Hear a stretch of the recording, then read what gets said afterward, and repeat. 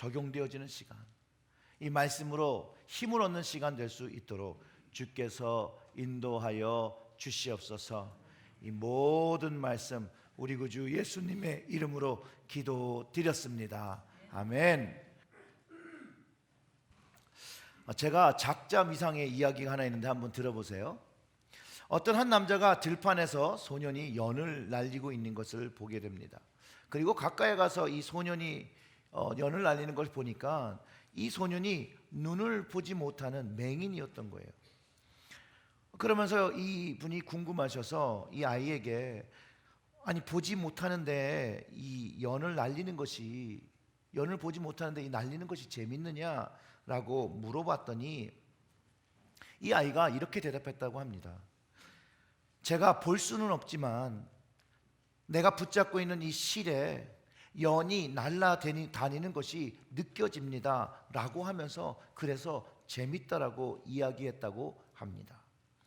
이 이야기는 소년이 눈으로 볼 수는 없지만 느낄 수 있는 것처럼 우리의 영적 눈이 어둡고 보지 못할지라도 소년이 주를 통해 연을 느끼는 것처럼 우리가 하나님을 매 순간 어디에서 우리의 눈으로 볼 수는 없더라도 우리가 믿음의 줄과 성령의 줄로 하나님께서 나와 함께 계시고 나와 동행하시는 것을 느낄 수 있다고 가르쳐 준다는 것이에요.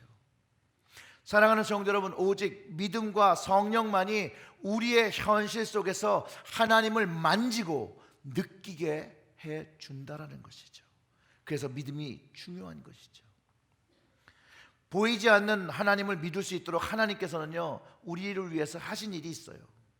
바로 보이지 아니하시는 하나님의 존재를 믿는 믿음을 잘 견고케 해주시기 위해서 보이지 않는 하나님의 형상이신 예수님께서 우리에게 오셔서 우리 죄의 문제를 십자가에서 해결하시고 부활하심으로 인해서 인간의 영원한 문제, 그 죄와 죽음에 대한 문제를 해결해 주셨다는 것이에요. 그리고선 제자들과 우리들에게 성령을 허락하시고 성령으로 세상 끝나는 날까지 함께 하신다고 약속하셨고, 우리 주님은 지금도 우리와 함께 계시며 우리와 함께 동행하신다라는 것이에요. 오늘 우리가 읽었던 본문은 시편 90편의 말씀입니다. 모세의 시로 시편에서는 하나 있는 거죠. 그런데 이 시는 모세의 기도이자 모세의 믿음의 고백에 있습니다. 모세는 하나님이 창조의 하나님이신 것, 그리고 그분이 영원하신 분, 그래서 인간이 그 하나님을 떠나서 살 수 없다라는 것을 알고 그 하나님께 긍휼을 구하는 시예요. 그리고 그 범죄한 이스라엘을 용서해달라고, 다시 용서와 영원한 소망을 누릴 수 있게 해달라는 그 모세의 간절한 기도입니다. 이 모세의 기도에서 하나님을 향한 그의 신뢰, 즉 믿음을 발견할 수 있고요, 이 기도를 통해서 많은 사람들이 더욱더 하나님을 견고하게 믿게 되었습니다. 왜냐하면 이 시편 90편, 이 모세의 기도는 성막 회중 예배 때나 아니면 가정 예배 그 기도문으로 사용되어 왔었기 때문에 그렇습니다. 또한 크리스찬이 돼서 이 말씀을 묵상할 때 이 말씀은 여전히 우리에게도 동일한 은혜를 허락하고 있습니다. 오늘 말씀을 통해서 하나님을 신뢰하는 것을 묵상하기를 원합니다. 우리가 하나님을 신뢰하는 것 어떻게 알고 어떻게 판단할 수 있습니까?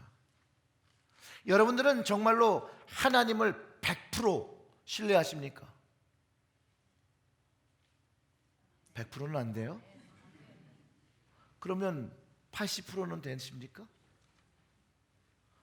80도 안 돼요? 좀 더 내려갈까요? 70%? 아멘 하셨으면 제가 그 다음 할 말하면 되게 힘들 텐데.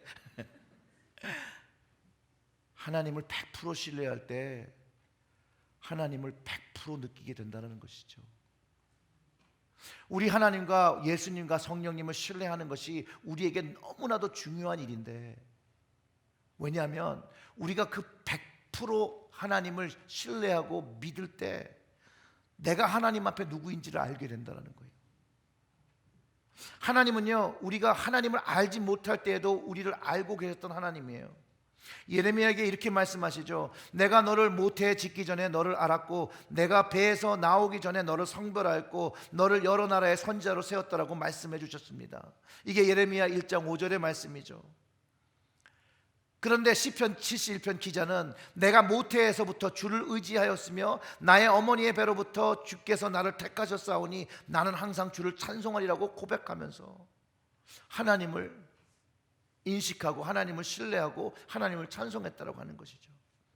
사실은 성경에 나오는 모든 인물들, 하나님께서 들어쓰시고 믿음의 사고로 세는 사람들은 모두 유사한 믿음을, 이 100%의 믿음을 가지고 있습니다. 자, 오늘 제가 여러분들과 저에게 질문을 드리면 하나님 앞에 여러분들은, 당신은, 나는 누구입니까?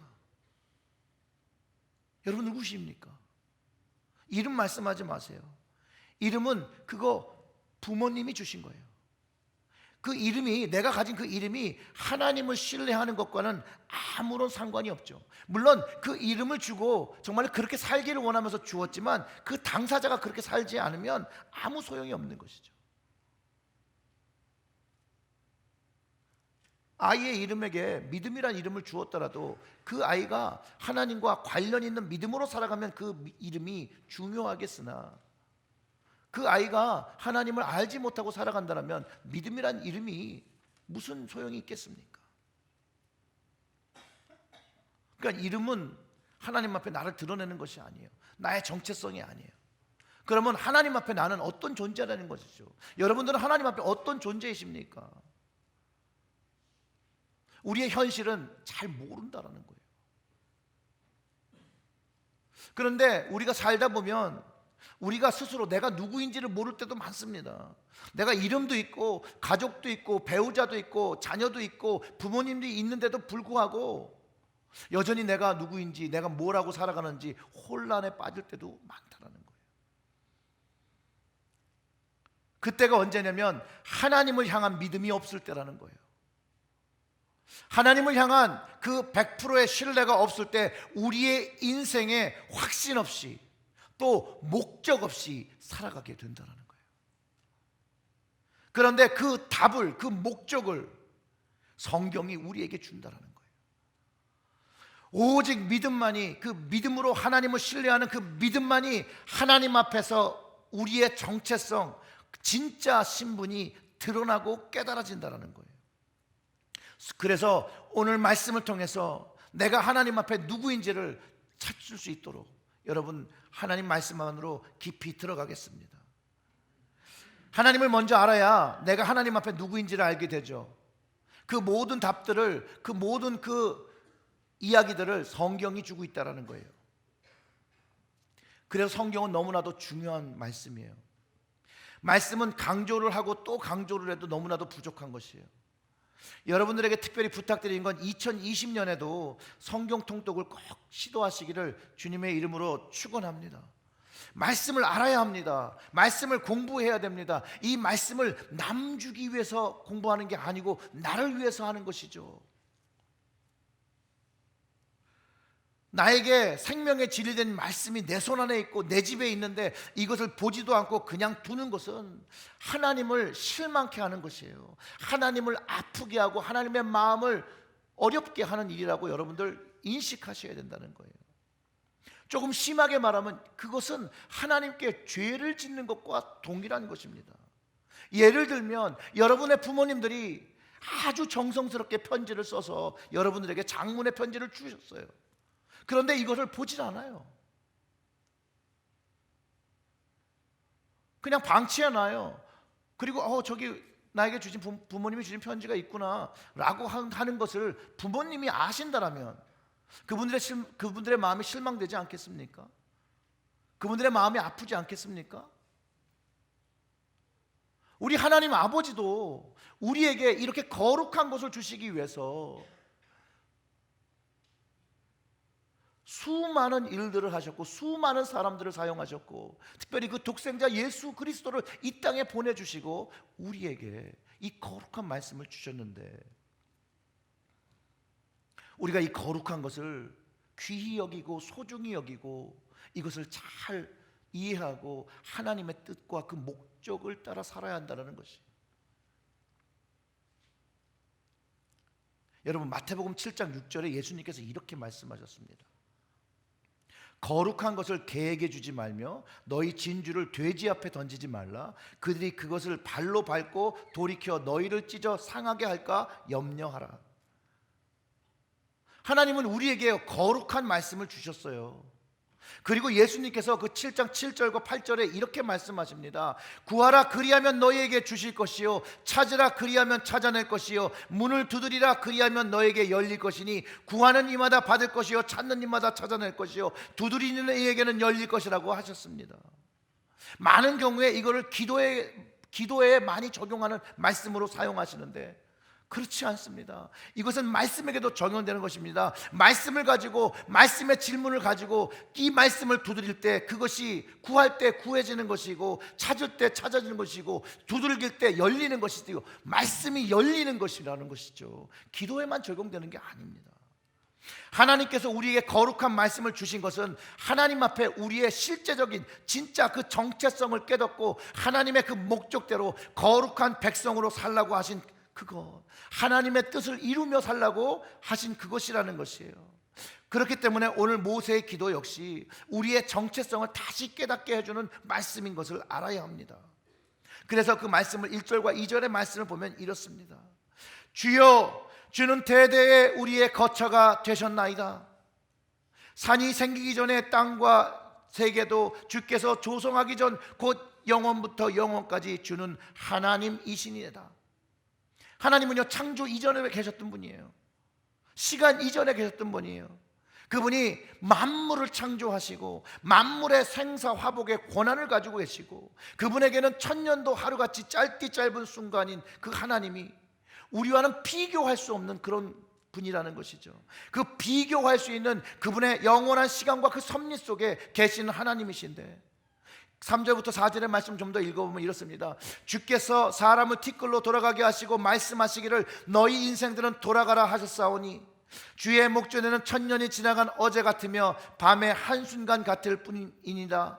주께서 그들을 홍수처럼 쓸어 가시나이다. 그들은 잠깐 자는 것 같으며 아침에 돋는 풀 같으니이다.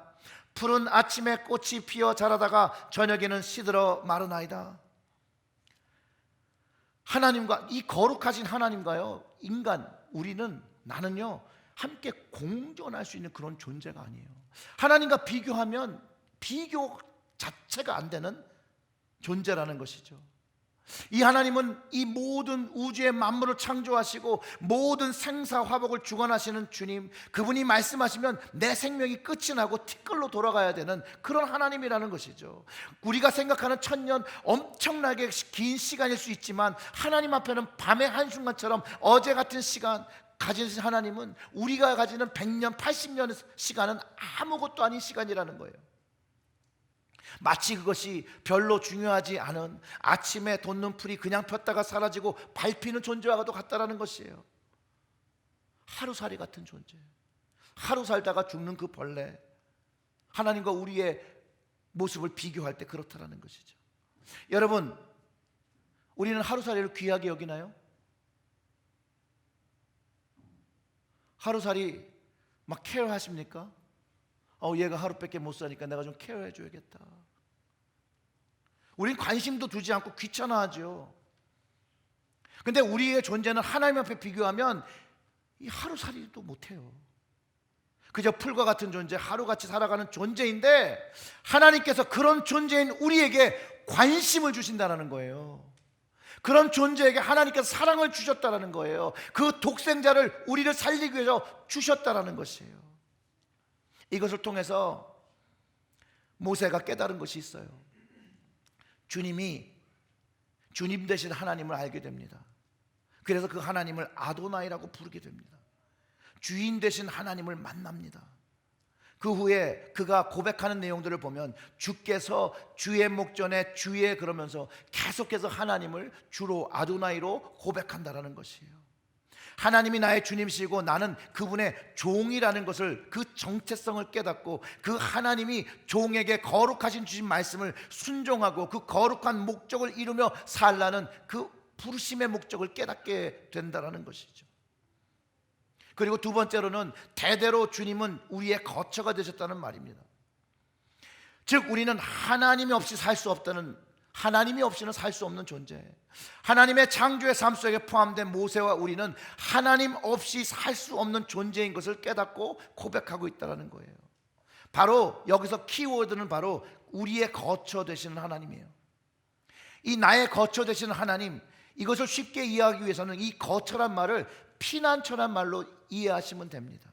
이 원문의 이 거처란 말은요, 동물들이 자기의 피할 곳을, 자기의 생명을 지키기 위해 피하려고 찾는 그런 동굴이에요.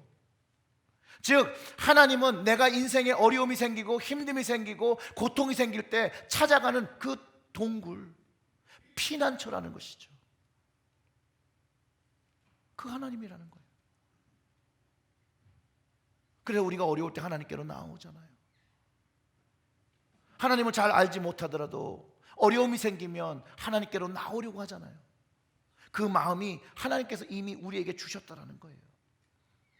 그리고 이제 하나님 앞에 정말 그런 모세의 정체성과 나의 정체성이 뭔가, 그걸 알려면 우리 성경을 좀 펴봐야 돼요. 시편 90편을 다시 한번 여러분 펴보시기 바랍니다. 그리고 그 시편에 제목이 달려 있어요. 그 제목이 뭔지 한번 읽어봐 주시기를 부탁드립니다. 시편 90편의 제목이 뭐죠? 하나님의 사람 모세의 기록. 자, 하나님 앞에 모세의 정체성, 나의 정체성은 바로 하나님의 사람이라는 것이에요. 하나님의 사람,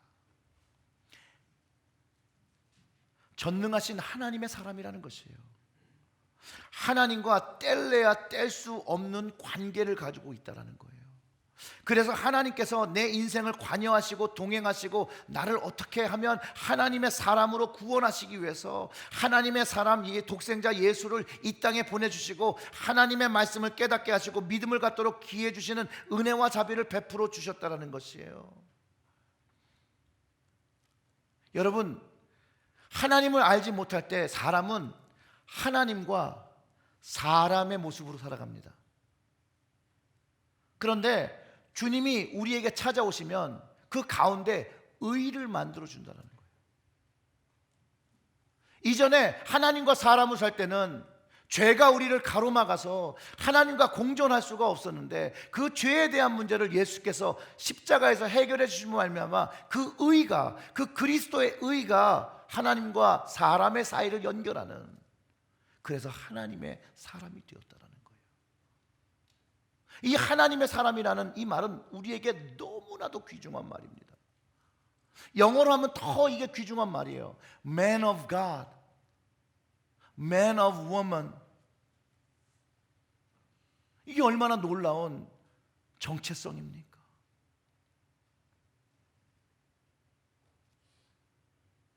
분명히 우리의 현실의 문제는 하나님의 사람이라고 불리기는 너무나도 부족하지요.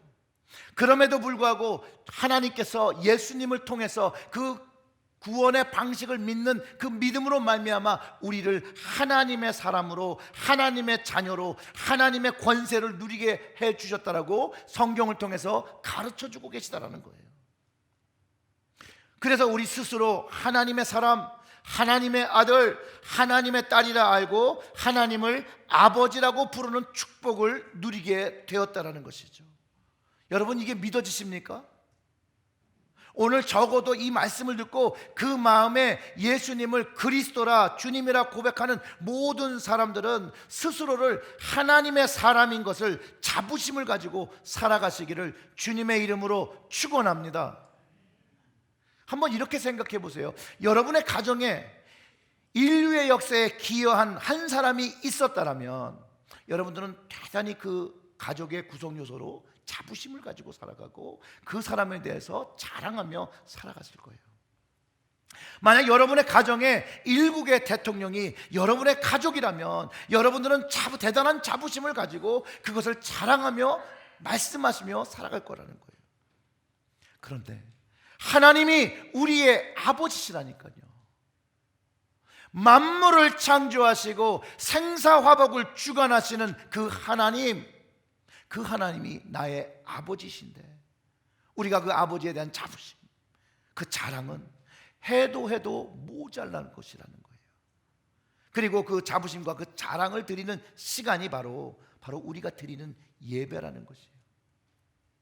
그 하나님을 자랑하고 찬양하고 영광 드리고 감사 드리는 것, 오늘 여러분들이 나와서 하나님께 드리는 예배여야 한다는 거예요.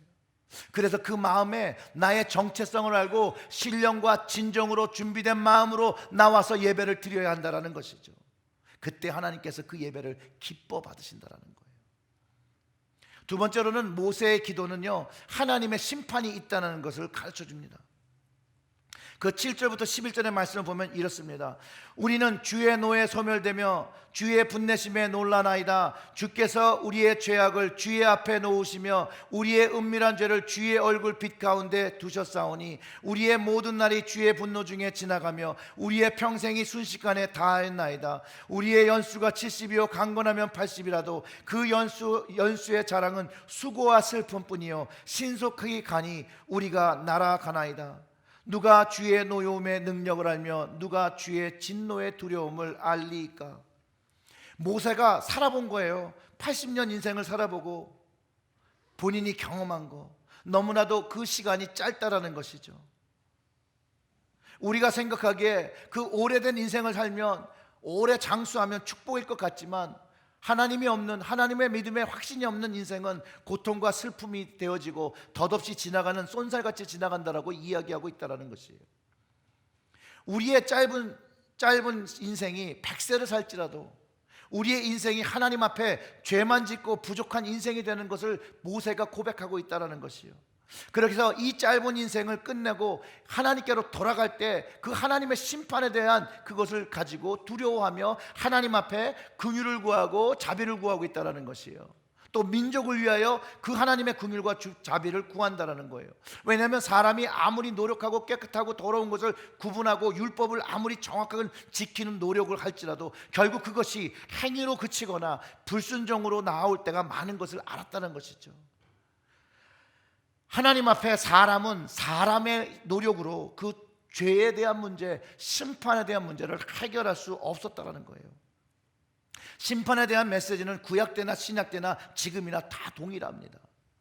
바울이 이 심판의 문제에 대해서 고린도 후서 5장 9절부터 10절에 이렇게 얘기합니다. 그런즉 우리는 몸에 있든지 떠나가든지 주를 기쁘시게 하는 자가 되기를 힘쓰노라. 이는 우리가 다 반드시 그리스도의 심판대 앞에 나타나게 되어 각각 선악간에 그 몸으로 행한 것을 따라 받으려 함이라 하였습니다. 사람이요 무엇을 하던 주를 기쁘시게 하는 것에 힘써야 된다라고 얘기하고 있고요, 결국 심판의 날에 사람이 그 인생에서 선을 행했던 악을 행했던 그 모든 것이 하나님 앞에 드러난다라는 것이에요. 그것에 대해서 심판을 받는다라는 것이에요. 그렇기 때문에 모세는 전적으로 이 심판의 때를 준비하며 하나님의 자비와 긍휼을 철저하게 간구하고 있는 것이에요.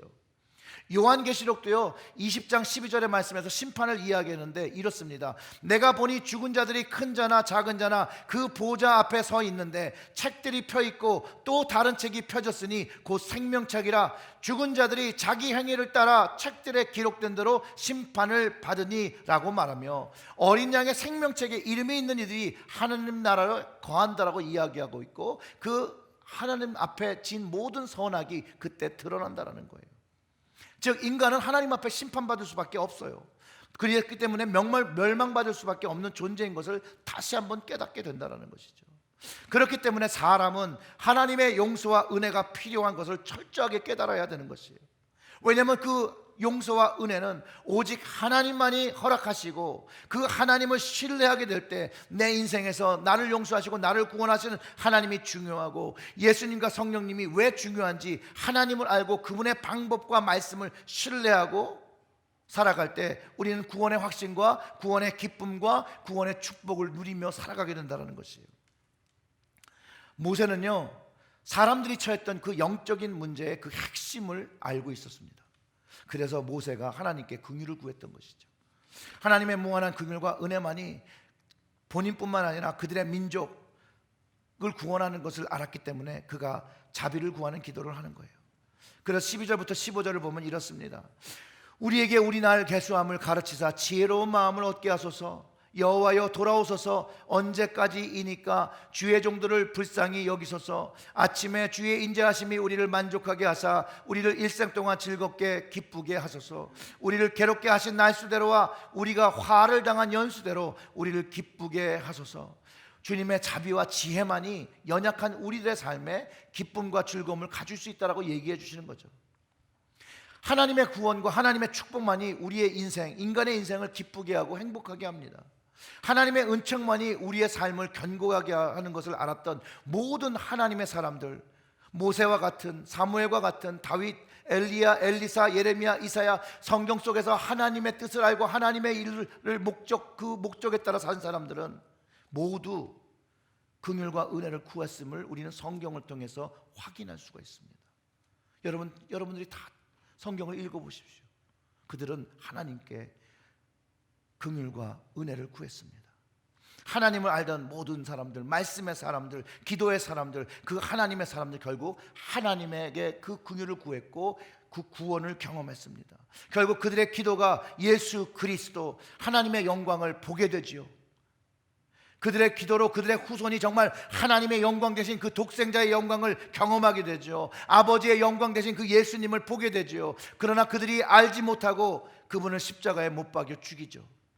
그러나 그 악한 행실로 원수된 그들의 모든 죄, 인류의 모든 죄, 나의 죄를 포함해서 그분이 십자가에서 죽으심으로 하나님과 사람들 사이에 막힌 것을 허무시고 다시 회복하게 하시고 우리가 죄의 굴레와 사망과 심판에서 벗어나고 거룩하고 책망 없고 흠없는 자로 만드시고 그분의 그분의 종, 그분의 일꾼의 사명을 주셨다라는 거예요. 아까도 설명했던 것처럼 우리가 하나님 따로 사람 따로로 살아가다가 예수님께서 우리의 인생에 오시며 하나님의 사람으로 만들어 주셨다는 거예요. 모세의 기도는요, 내가 하나님 앞에 하나님의 일을 감당하는 일꾼인 것을 깨닫게 합니다. 바울도 이것을 깨달았기 때문에 골로새서 1장 20절부터 23절의 말씀에 이렇게 기록하고 있습니다. 이거는 우리 다 같이 함께 읽어보겠습니다. 그의 십자가의 피로 화평을 이루사 만물 곧 땅에 있는 것들이나 하늘에 있는 것들이 그로 말미암아 자기와 화목되기를 기뻐하심이라. 전에 악한 행실로 멀리 떠나 마음으로 원수되었던 너희를 이제는 그의 육체의 죽음으로 말미암아 화목하게 하사 너희를 거룩하고 흠없고 책망할 것이 없는 자로 그 앞에 세우고자 하셨으니 만일 너희가 믿음에 거하고 터 위에 굳게 서서 너희 들은 바 복음의 소망에서 흔들리지 아니하면 그리하리라. 이 복음은 천하 만민에게 전파된 바요 나 바울은 이 복음의 일꾼이 되었노라. 아멘. 하나님의 응답이 예수 그리스도가 이 땅에 오시며 예수께서 그 하나님의 뜻과 그것을 목적을 이루심으로 말미암아 우리에게 전해졌다는 것이에요. 그것을 우리는 복음이라고 말합니다. 그 복음을 경험한 모든 사람들 복음의 일꾼이 되었습니다. 이 복음 받은 사람들이요 성령의 역사하심을 경험하며 작은 도시 예루살렘으로부터 시작하여 소아시아를 거쳐 로마를 거쳐 유럽으로 퍼져나갑니다. 그리고 그것이 결국은 우리가 복음을 듣는 2000년 뒤에 우리가 복음을 듣게 되고 이 하나님의 사랑이 나의 정체성을 하나님 앞에 내가 누구인지를 하나님이 나를 얼마나 사랑하시는 것을 깨닫게 되는 놀라운 복음의 능력을 경험하게 됐다는 거예요. 그리고 내가 그 복음의 일꾼으로 살아야 되는 사명이 있다는 것을 깨닫게 된다는 거예요. 그러면 이 복음의 일꾼은 어떻게 살아야 할까요? 히브리서 13장 15절과 16절에서 그 답을 줍니다. 15절의 말씀이 이렇습니다. 이러므로 우리가 예수로 말미암아 항상 찬미의 제사를 하나님께 드리자. 이는 그 이름을 증거하는 뭐라고요? 입술의 열매. 오직 선을 행함과 서로 나누어 주기를 잊지 말라. 이 같은 제사는 하나님이 기뻐하시느니라 라고 하면서 우리는 예배를 통해서 입술의 열매, 오직 선을 행함, 나눔으로 삶의 열매를 드릴 때 하나님께서 기뻐하시고 우리의 예배를 받으신다라고 말해준다는 거예요. 야고보서 4장 17절 말씀은 사람이 선을 행할 줄 알면서도 하지 않으면 죄라고 가르쳐주고 있습니다. 사람이 선을 행할 줄 알고도 하지 않으면 죄라는 것이에요. 하나님의 사람, 하나님의 일꾼은 예수 그리스도의 향기를 내어야 되고요, 예수 그리스도의 편지로 입술의 열매를 가지며 선함을 가지고 나눔의 삶을 살아야 한다고 가르쳐 준 것이죠. 이 세상 속에서 그분을 대신하고 대변하는 사람들, 하나님의 사람으로 살아야 하는 부르심을 가졌다는 것이에요. 사랑하는 성도 여러분, 그러면 우리의 입술의 열매는 어디에 있습니까? 여러분들의 입술의 열매는 어디에 있습니까? 하나님이 정말 기뻐하시는 그 찬미의 제사, 그 예배를 드리고 계십니까? 오늘 이후로는 우리가 각자의 자리에서 주님을 바라보고 진실로 신뢰하며 하나님 앞에 나의 정체성을 다시 한번 기억하고 복음의 일꾼, 하나님의 거룩한 자녀임, 왕같은 제사장인 걸 알고 기도할 때 우리 삶 속에 성령의 역사와 변화를 경험하게 된다고 저는 확신합니다. 영원한 심판에서 구원받은 주님의 일꾼으로서 주님 나라를 위하여 기도와 말씀, 즉 예배의 자리, 개인적인 예배의 자리와 공예배의 자리에서 하나님을 전적으로 100% 신뢰할 때 내가 하나님 앞에서 거룩하게 100% 거룩하게 흠없게 되었음을 선포하며 오직 하나님의 은혜인 것을 감사의 예배로 드려야 한다는 것이죠. 사랑하는 체릴제일교회 성도 여러분, 오직 믿음으로, 기도와 말씀으로, 거룩한 모습으로 살아가는 하나님의 사람 되시기를 주님의 이름으로 축원합니다. 다 같이 기도하겠습니다. 하나님 아버지, 우리의 모습이 하나님께서 불러주신 그 모습에 그것을 가지고 살아가기보다는 여전히 하나님과 사람의 그 떨어진 모습으로 살아갈 때 우리의 정체성이 하나님 앞에서 깨달아지게 하여 주시옵소서. 예수 그리스도께서 베푸신 그 구원의 능력이 우리의 마음속에 경험되게 하셔서 하나님 앞에 하나님의 사람, 하나님의 자녀, 하나님의 일꾼, 하나님의 왕같은 제사장으로 예배드리며 살아가는 저희들이 될 수 있도록 주님, 이 시간 우리의 마음들을 주장하여 주시옵고 다시 한번 하나님께 결단하는 이 마음 속에 하나님의 능력의 말씀이 100% 신뢰되어지고 그 하나님을 100% 신뢰하며 살아가는 저희들의 가정들이 되게 하여 주시옵소서. 이 모든 말씀 우리 구주 예수님의 이름으로 기도드렸습니다. 아멘.